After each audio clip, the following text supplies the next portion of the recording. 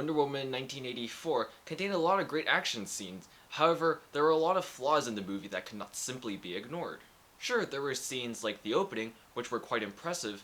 However, when I look at all of these flaws, it was way too blatant for me in the movie, and it ruined my experience while I was watching. So the movie starts out with young Diana competing against several other adults. Towards the end of the competition, the theme of truth is hinted at, which will be expanded on later in the movie. Fast forward to the year of 1984, and Diana, alias Wonder Woman, has been helping out the citizens of Washington, D.C. However, she still feels very lonely due to the fact that her lover, Steve Trevor, is not with her.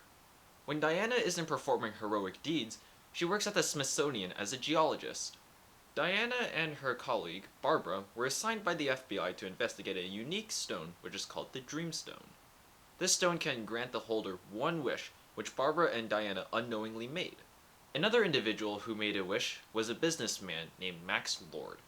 Max's greed leads him to wish for something tremendous, to be the Dreamstone itself. This would allow him to grant anyone's wish, which creates disastrous results that Diana needs to stop.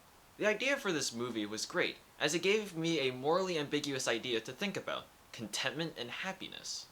I also think that the movie's cast had pretty good acting. However, their acting could not hide the movie's mistakes. Some scenes that bothered me throughout the movie was flying in general. Since when can she fly and literally jump up like 20,000 feet in the air? She could leap a tall building in a single bound. She literally is Superman. Able to leap tall buildings at a single bound. Look! Up in the sky! It's a bird! It's a plane! It's Superman! Not Wonder Woman. Aside from flying, the time date it's set in, which is 1984, it doesn't feel significant enough to put in a title of a movie. 1984 doesn't really mean anything to the plot at all, and the audience barely sees any major growth or difference in Diana from the first movie.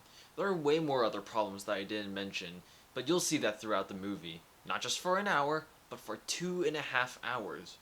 If the movie's going to be 2.5 hours, I really expect there to be good character development. However, especially characters with like Barbara, I'm not really impressed with her character development. One minute, she's this clumsy, nerdy girl, and then all of a sudden she is super strong-willed and all.